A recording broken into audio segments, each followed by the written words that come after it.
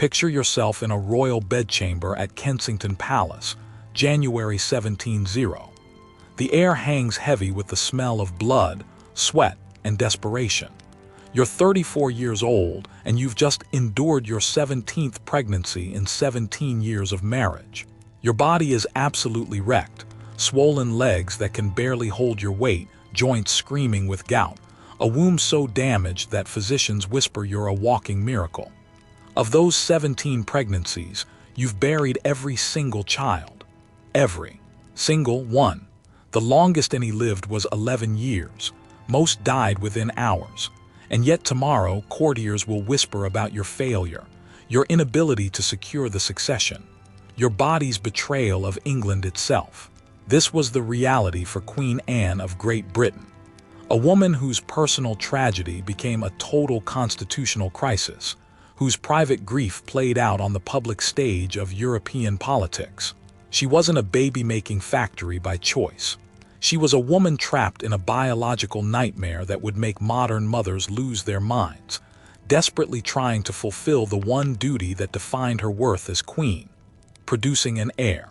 Tonight, I'm breaking down the complete, heartbreaking truth about Anne's 17 pregnancies. The miscarriages, the stillbirths, the infant deaths, and the one child who almost made it. This isn't just a story about reproductive tragedy. It's a story about what went down when a woman's body became a battlefield for dynasty, religion, and national survival. This is next-level devastating stuff that history books completely gloss over. To bring you this story, I've spent months digging through Anne's personal correspondence preserved in the British Library, revealing her private anguish. Medical records from the royal physicians who attended each devastating delivery. Parliamentary debates where male politicians discussed her womb like state property. Contemporary diaries from court ladies who witnessed her suffering firsthand. And modern medical analysis published in The Lancet examining what likely caused this catastrophic pattern. What emerged was absolutely shocking. The Queen Anne you think you know, portrayed as a weak, foolish woman in popular shows, was actually an incredibly resilient survivor who endured physical and emotional trauma that would break most people.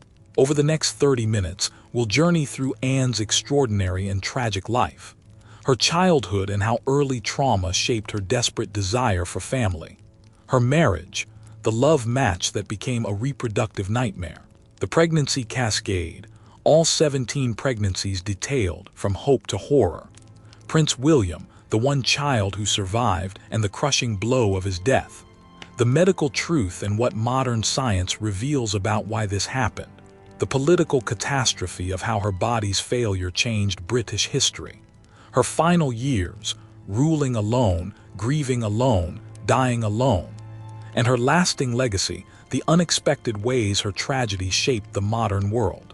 By the end, you'll understand why Anne deserves to be remembered not as a failure, but as one of the most resilient queens in British history, and how her personal tragedy inadvertently gave Britain one of its greatest constitutional gifts. Before we enter those palace chambers of grief and determination, hit subscribe if you love deep dives into royal women's history told with empathy and real research. We post weekly about forgotten queens and the shocking truths behind crowns. Drop a comment telling me, have you ever heard the full story of Anne's pregnancies before? Your likes help us uncover more untold royal stories. Now, let's step back in time. To understand how Anne's body became a political crisis, we must first travel to 1665 London, where a princess was born into a world that would demand everything from her reproductive system and give nothing in return. This is where our story truly begins. Anne Stuart was born on February 6, 1665, into the most dysfunctional royal family in England. Her father, the future King James II, was Catholic in a viciously Protestant nation. Talk about bad timing. Her mother, Anne Hyde, was considered a commoner, which was a total scandal that tainted both daughters from birth. The whispers started the day she was born. Merchant blood, not truly royal, unworthy of the crown. But what truly shaped Anne wasn't the gossip. It was loss. By age 6, little Anne had watched her mother die at just 34 years old, completely worn out from 8 pregnancies in 10 years. Think about that for a second. 8 pregnancies, 10 years. Her mother's body had been a baby-making machine until it literally couldn't take any more. Of Anne's 7 siblings, only she and her sister Mary survived childhood. The rest, dead, some as newborns, some as toddlers. Some from smallpox, some from unknown causes. Death was Anne's first real teacher about what it meant to be a royal woman, and man, did it mess her up for life. The psychological impact was no joke. Modern trauma specialists who have analyzed Anne's later letters identify classic patterns of abandonment anxiety and this desperate, almost frantic need for family connection.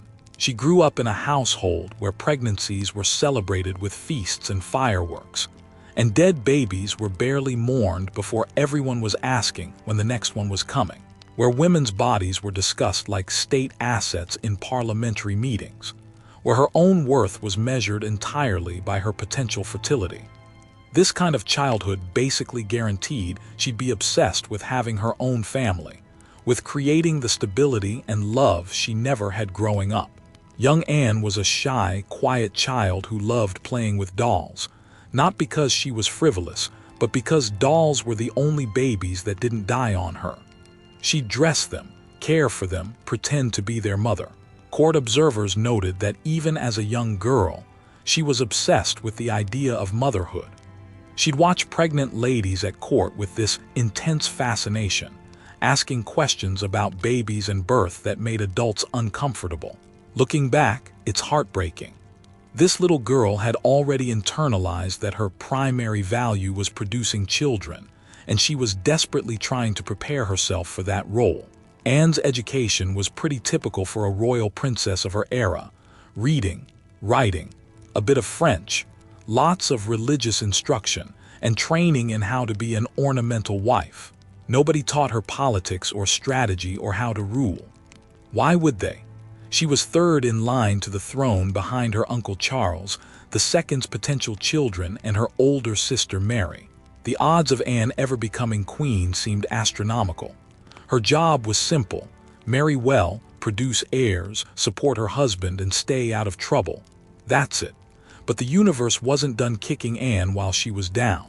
In 1685, her father became King James II, and things got real messy real fast. James was openly Catholic, which made the Protestant majority absolutely lose their minds. England had just survived decades of religious civil wars, and the thought of another Catholic monarch was terrifying to most people. Suddenly, Anne and her sister Mary weren't just princesses, they were the Protestant hope, the insurance policy against Catholic rule. And that meant one thing: Anne's womb was now a matter of national security. The Protestant establishment started viewing Anne's fertility like a strategic resource. They'd literally hold meetings discussing her menstrual cycle, her health, her marriage prospects. Imagine being a teenage girl and knowing that powerful men in Parliament were sitting around debating whether your womb could save England. The pressure was absolutely insane. In 1683, the Protestant political establishment, totally freaking out about the religious future of England, needed to lock down Anne's marriage to a Protestant prince immediately. They drew up a list of eligible Protestant princes and basically played matchmaker based entirely on religion and politics. Enter Prince George of Denmark, a minor royal from a small kingdom, gentle, kind of boring honestly, and crucially, Protestant. The political elite basically threw George at Anne like, "Here, marry this guy, make Protestant babies, save England." Anne was 18, George was 30. Nobody expected much from this match. It was purely transactional, purely political. And against all expectations in royal arranged marriages, something absolutely wild happened.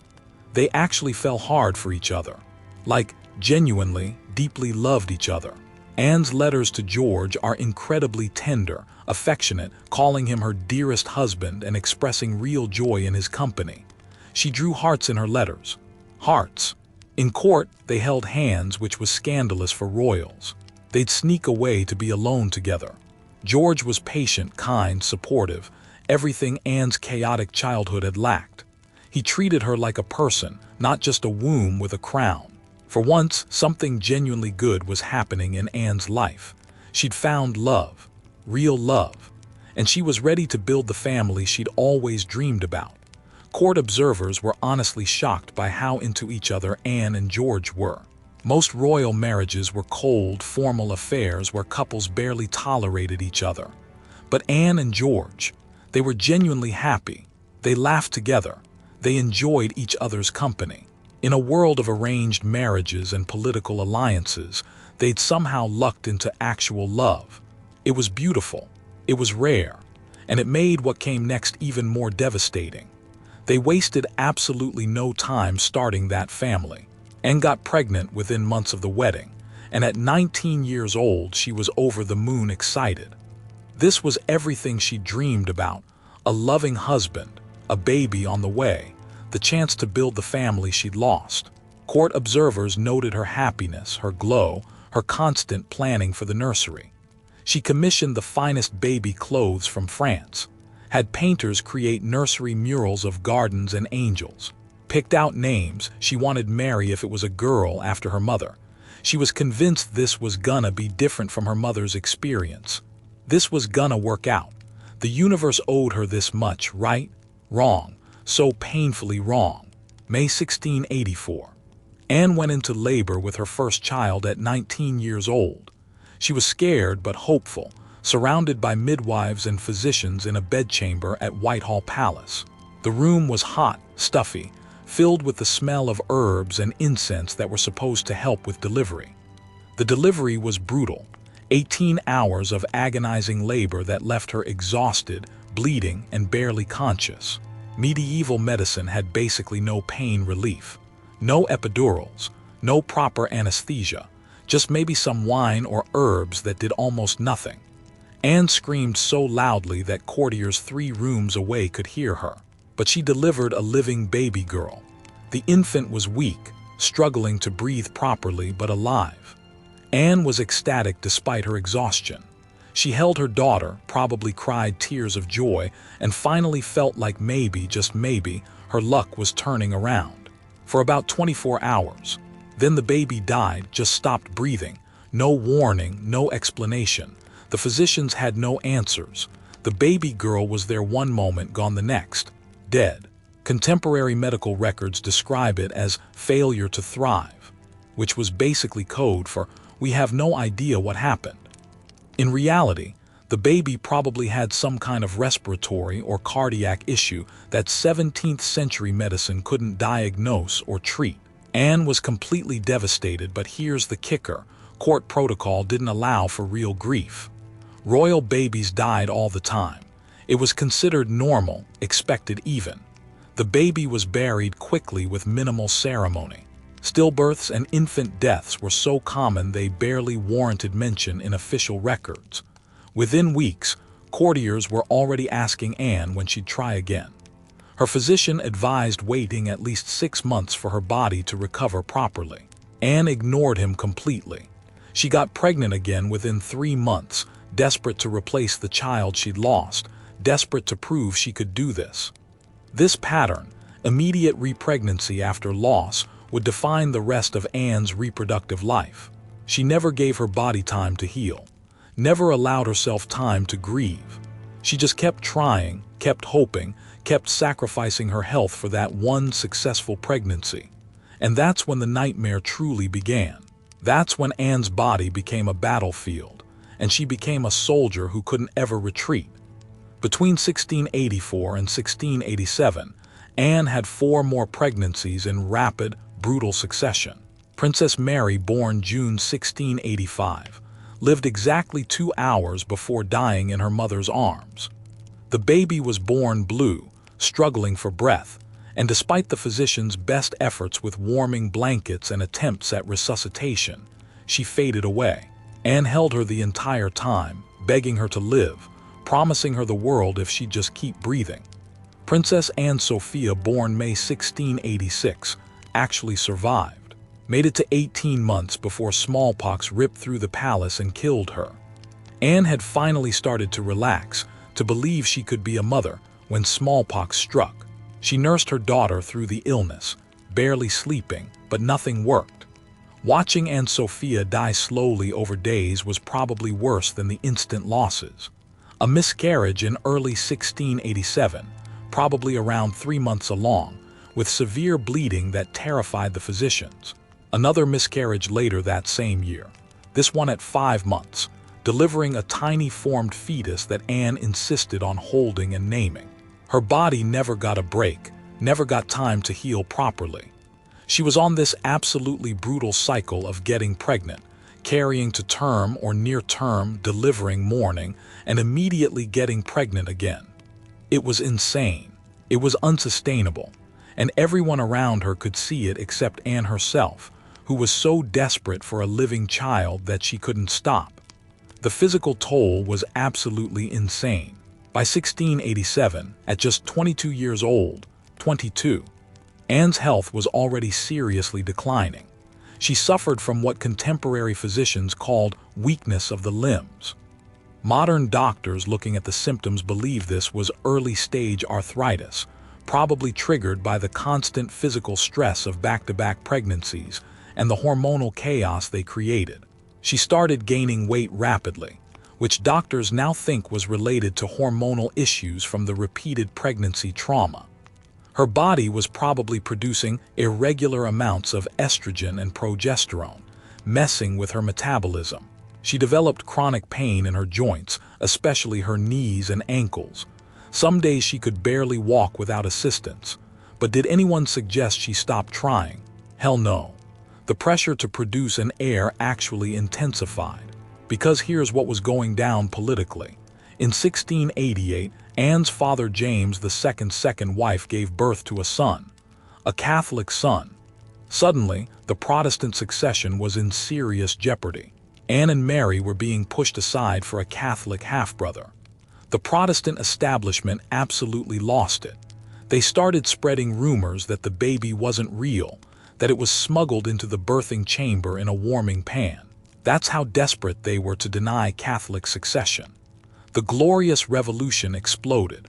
Parliament literally invited Mary and her husband William of Orange to invade England and take the throne from James. It sounds nuts, but that's exactly what happened. William sailed over with an army. James's own military commanders defected to William. James fled to France like a coward, abandoning his kingdom. Mary and William became joint monarchs. And Anne was now second in line to the throne after Mary, who had been married for years without producing any children, which meant the pressure on Anne's womb went from intense to absolutely crushing. Parliament basically told her, "Your sister Mary probably can't have kids. You're our only hope. Produce an heir or this whole Protestant revolution was for nothing." No pressure, right? Just the entire future of Protestant England resting on your already damaged reproductive system. No big deal. So Anne kept trying, and trying, and trying. October 1687, a son born at 7 months died within hours, his lungs too underdeveloped to function. April 1688, a miscarriage so severe Anne nearly died from blood loss. Contemporary accounts describe blood flowing like a river, soaking through mattresses, pooling on the floor. Anne screaming for hours, physicians convinced she wouldn't survive. She lost so much blood she was delirious for days, but she did survive. And 3 months later, she was pregnant again. The woman was unstoppable in the worst possible way. Let me paint you a picture of what Anne's life looked like by 1689. She was 24 years old. She'd been married 6 years. She'd had 9 pregnancies. 9 in 6 years. That's more than 1 pregnancy per year on average. Of those 9 pregnancies, she had exactly 0 living children. 0. Her body was falling apart. She could barely walk without pain. Her face had aged a decade in just a few years. Her hair was thinning from nutritional deficiencies caused by constant pregnancy and breastfeeding attempts. Court ladies whispered that she looked 40. She was 24. Portraits from this period show a woman with exhausted eyes, a drawn face, and a body that looks defeated. Compare these to portraits from her wedding just 6 years earlier and it's shocking.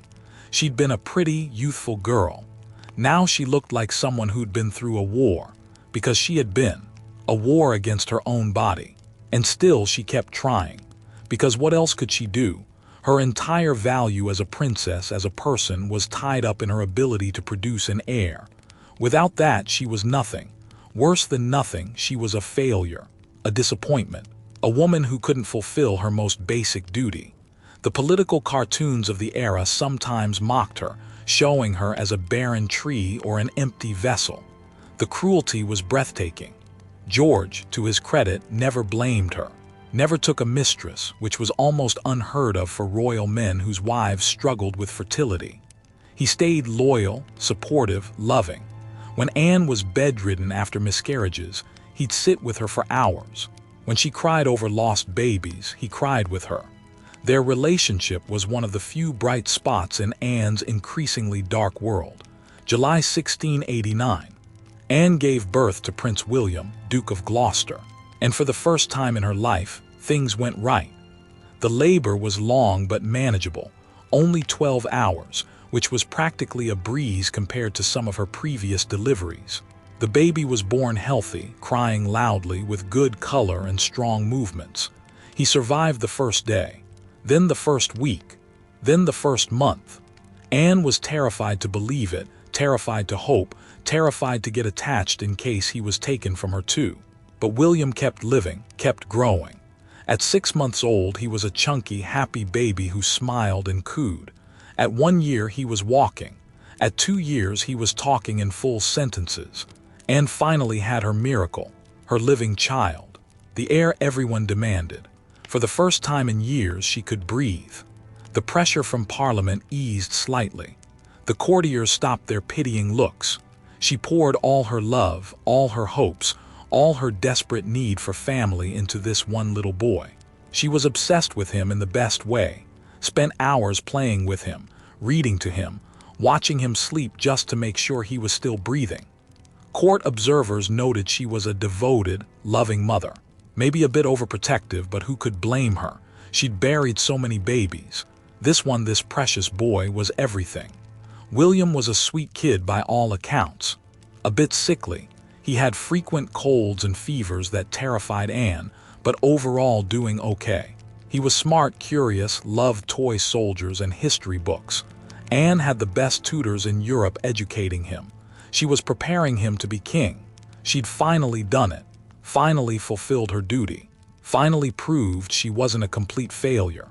But here's the thing about Anne's story. The universe apparently had a quota for how much happiness she was allowed, and she'd already used it up. Even with William alive and thriving, Anne's body wasn't done being pregnant.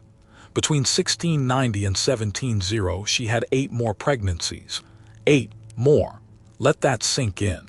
She had a living child, the heir everyone wanted, and her body still went through 8 more pregnancies over the next decade. Princess Mary, born October 1690, lived 2 hours. Princess Anne Sophia, born February 1692, stillborn, delivered at 8 months. A son born March 1693, stillborn at 7 months. Miscarriage January 1694 at around 3 months. Princess Mary, born April 1695, lived 2 hours, the exact same pattern as before. Miscarriage September 1696. Miscarriage December 1696, just 3 months after the previous one. Miscarriage September 1697. Anne's body had become a graveyard. 17 pregnancies total, 16 dead babies, 1 living son. The math was absolutely brutal. Each pregnancy represented hope that maybe this time would be different. Each loss reopened all the old wounds. Anne was stuck in this cycle of trauma that never ended. Court ladies who attended Anne during this period left diaries describing her state. After each loss, she'd retreat to her chambers for weeks, refusing to see anyone. She'd hold the baby clothes she'd prepared, crying until she made herself sick. She stopped smiling. stopped engaging in court life beyond what was absolutely necessary. The joy that William brought her was constantly overshadowed by the grief of all the siblings he'd never meet. Modern medical researchers examining Anne's case believe they figured out what was going wrong. Anne almost certainly had a condition called Hughes syndrome, also known as antiphospholipid syndrome. It's an autoimmune disorder that causes blood clots, which leads to repeated miscarriages and stillbirths.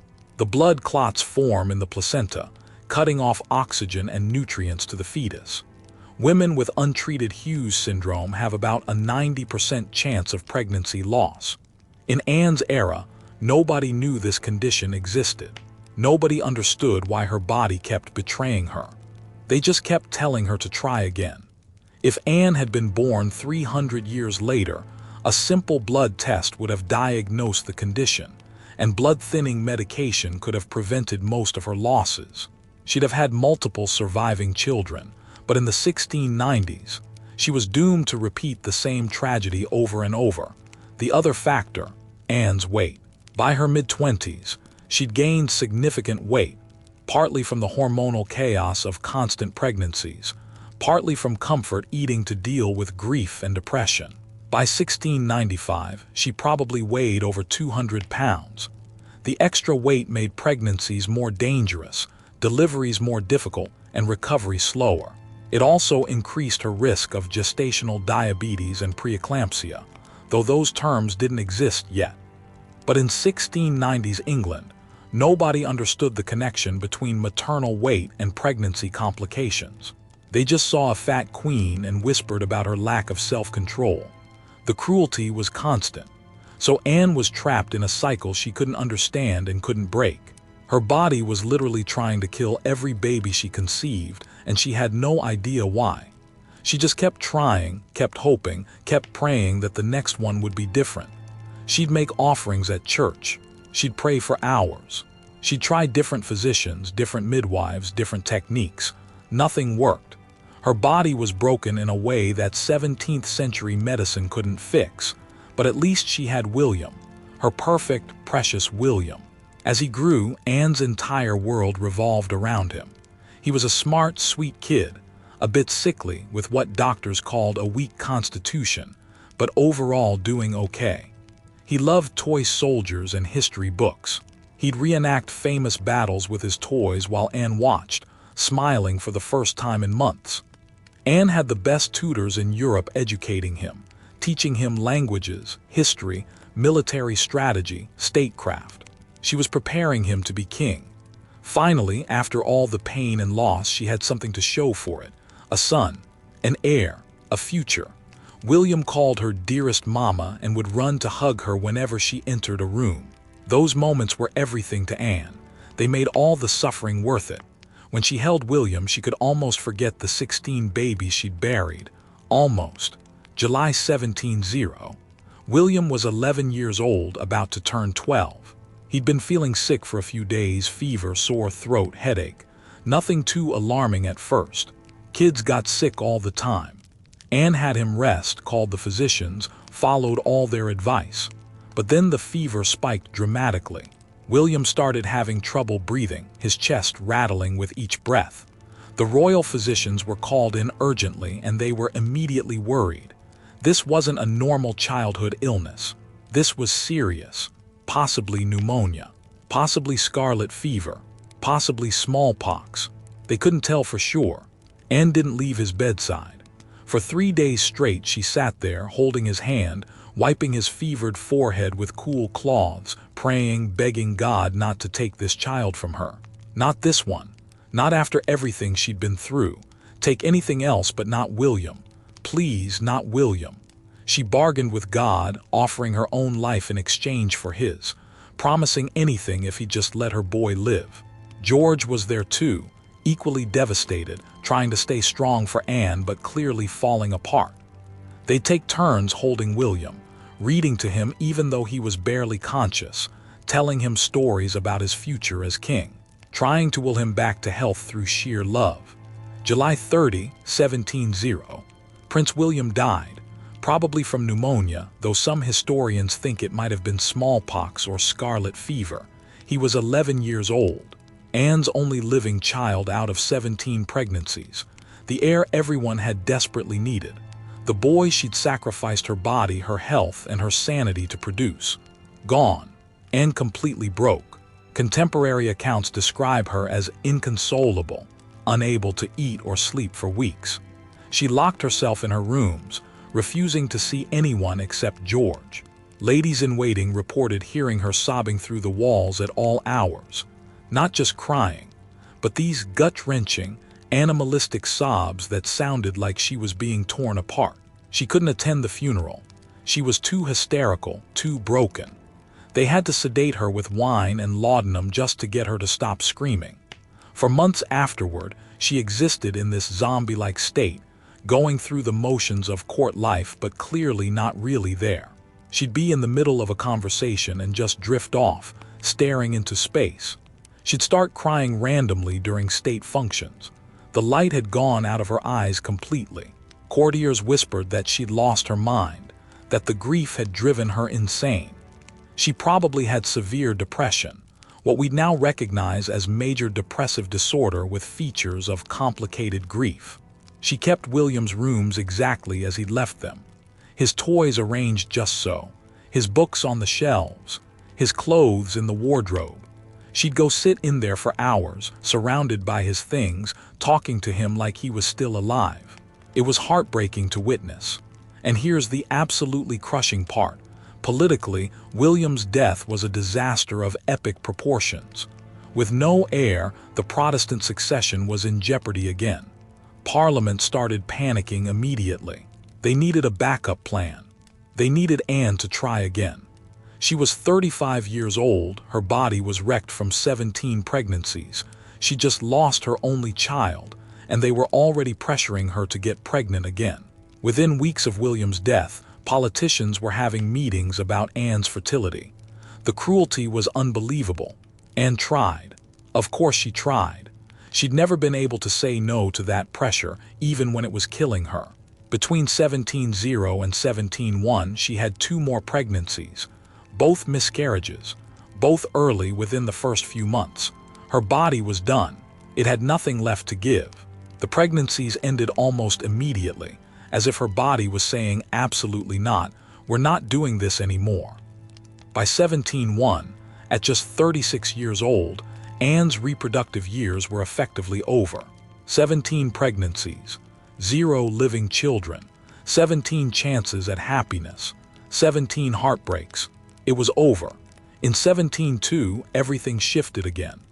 Queen Mary had died back in 1694 from smallpox, and now King William III died from complications after falling off his horse. Finally, after being Princess Anne for 37 years, always second fiddle, always defined by her fertility failures, she was Queen Anne in her own right. But what should have been a triumphant moment, a vindication, was completely overshadowed by the succession crisis. She had no heirs, no children to inherit her throne, no dynasty to carry forward. Parliament had to pass the Act of Settlement in 17-1, skipping over dozens of Catholic relatives with better bloodline claims to name the distant Protestant House of Hanover as her successors. It was embarrassing, humiliating, a constant public reminder of her body's failure. The act essentially said, Anne's womb failed, so we're importing Germans to rule England instead. She had to sit there and approve legislation that declared her a reproductive failure. Imagine that. Anne ruled for 12 years, from 17-2 to 17-14, and honestly, she was a damn good queen.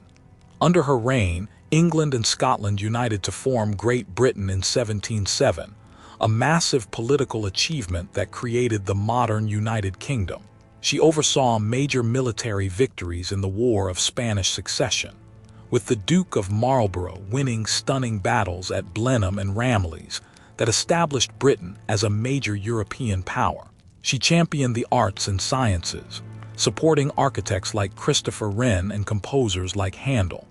She was politically savvy, balancing Whigs and Tories with skill, navigating party politics that would have destroyed weaker rulers. She made smart decisions about military strategy, diplomatic alliances, and domestic policy. But nobody really talked about any of that. They talked about her weight, which had ballooned to over 250 pounds. They talked about her gout, which was so severe she had to be carried everywhere in a special chair. They talked about her lack of heirs, always the lack of heirs. Political cartoons showed her as a fat, childless failure. Satirists mocked her appearance. Foreign ambassadors wrote home describing her as grotesque and pathetic. The cruelty was relentless. Anne spent those 12 years ruling alone, well, with George by her side until he died in 1708, which absolutely devastated her all over again. George had been her rock through everything. The one person who never blamed her, never judged her, never saw her as a failure. When he died suddenly of an asthma attack at age 55, Anne was left completely alone. She'd lost her children. Then she lost her husband, the one person who truly loved her through everything. Court observers noted she became increasingly isolated, depressed, prone to tears. She ate to cope with the pain, massive meals followed by hours of eating sweets and drinking wine. She drank wine to numb the memories, to make it through state functions without breaking down. She existed in this state of perpetual grief that never quite lifted. Some days she couldn't get out of bed. Other days she'd perform her royal duties with this mechanical efficiency, like a robot going through the motions. She also became incredibly close to Sarah Churchill, Duchess of Marlborough, in an intense friendship that may have had romantic overtones. They wrote passionate letters to each other, calling each other by pet names. When they eventually had a falling out, Anne was devastated again. She couldn't keep anyone in her life. Everyone left, died, or betrayed her. On August 1, 1714, Queen Anne died at age 49 from a stroke.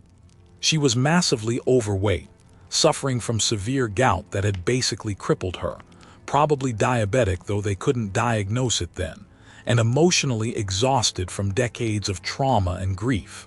Her body, which had been used as a political tool for decades, which had endured 17 pregnancies and countless medical interventions, finally gave out. It had carried her as far as it could, and then it quit. She died childless, the last Stuart monarch. When she died, the crown passed to her second cousin George of Hanover, who barely spoke English and had never even met Anne. He was 54 years old, completely German in culture and language, and had to be taught basic English to rule England. It was the end of an era, and kind of a sad, pathetic end at that. The Stuart dynasty, which had produced some of England's most famous monarchs, ended with a childless queen dying alone. But here's where Anne's story takes an unexpected turn that makes all the tragedy almost worth it from a historical perspective.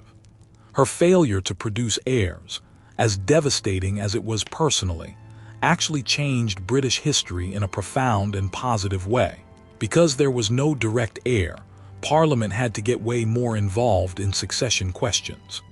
The Act of Settlement they passed in 1701 established that Parliament, not just royal bloodlines, had the power to determine who could be monarch.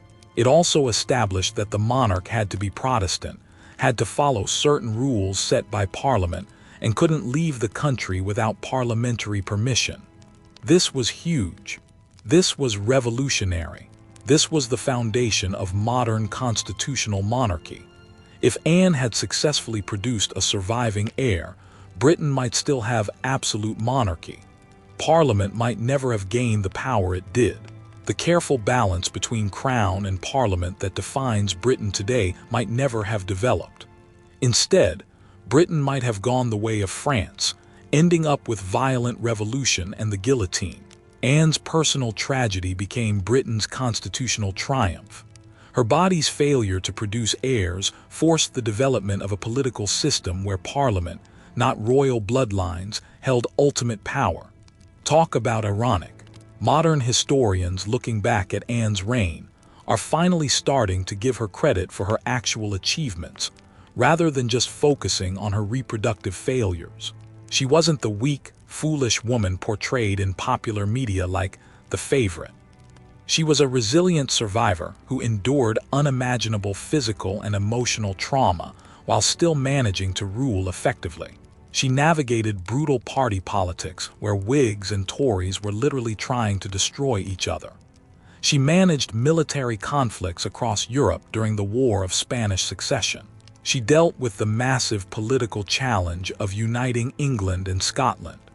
And she handled personal grief that would have destroyed most people, all while being mocked for her appearance and pitied for her childlessness. She showed up every day, did her job, and held it together despite having every reason to fall apart completely. That takes a special kind of strength that we need to recognize and celebrate. Anne's story is ultimately about the crushing expectations placed on royal women, and women in general. Her entire worth was tied to her reproductive capacity. When her body couldn't deliver what everyone demanded, she was labeled a failure despite everything else she accomplished. She was a skilled politician, a devoted wife, a loving mother to the children she had, however briefly, and a capable ruler who left Britain stronger than she found it. But history barely remembers any of that. It remembers the 17 pregnancies, the dead babies, the lack of heirs. That needs to change. We need to remember Anne not as a tragic figure who couldn't have kids, but as a woman who survived 17 pregnancies in an era without modern medicine, epidurals, blood transfusions, antibiotics, or proper understanding of reproductive health, who endured the deaths of 17 children, 17, and still got up every morning and ruled a nation competently, who transformed her personal tragedy into political transformation that still affects Britain today, who loved deeply, grieved deeply, and persevered despite everything the universe threw at her. Every time Anne got pregnant, she was risking her life. Every delivery could have killed her from hemorrhage, infection, or complications. The fact that she survived 17 pregnancies is actually medically remarkable.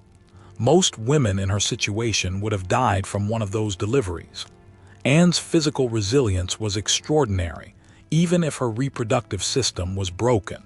Queen Anne's 17 pregnancies weren't just a medical curiosity or a political problem.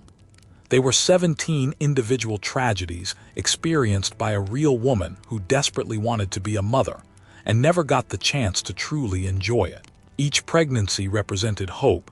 Each loss represented devastating grief. Multiplied by 17, the cumulative trauma is almost unimaginable. It's the kind of trauma that breaks people permanently. Yet Anne kept going, kept ruling, kept trying to do her duty. That deserves our respect and admiration, not mockery. The next time you see a period drama that portrays Anne as a joke or a fool, remember the real woman. Remember what her body went through. Remember that behind the crown and the gout and the weight was a person who endured more pain, more loss, and more pressure than most of us will ever face. Remember that she survived it all with a dignity that deserves our respect, not our mockery or pity. Anne once wrote to a friend near the end of her life, "I have suffered so much that I trust God will allow me some peace before I die." She never really got that peace. Her final years were marked by loneliness, political battles, and the constant reminder of her failures. But maybe, 300 years later, we can finally give her legacy the peace and respect it deserves. We can remember her not as the childless queen who failed, but as the resilient woman who survived, who ruled well despite impossible circumstances, and who inadvertently gave Britain the constitutional framework that made it a model for democracies worldwide. If this story moved you, hit that like button and subscribe for more deep dives into royal women's history that goes beyond the surface. Drop a comment sharing your thoughts about Anne's incredible and tragic story. What shocked you most? Did you know the full extent of what she went through? Let me know. And remember, behind every crown is a human being with real struggles, real pain, and real strength. Queen Anne embodied all three in ways that deserve to be remembered, celebrated, and honored. Her story is one of the most heartbreaking in royal history, But it's also one of the most inspiring examples of human resilience in the face of impossible odds. That's the real truth about Queen Anne's 17 pregnancies.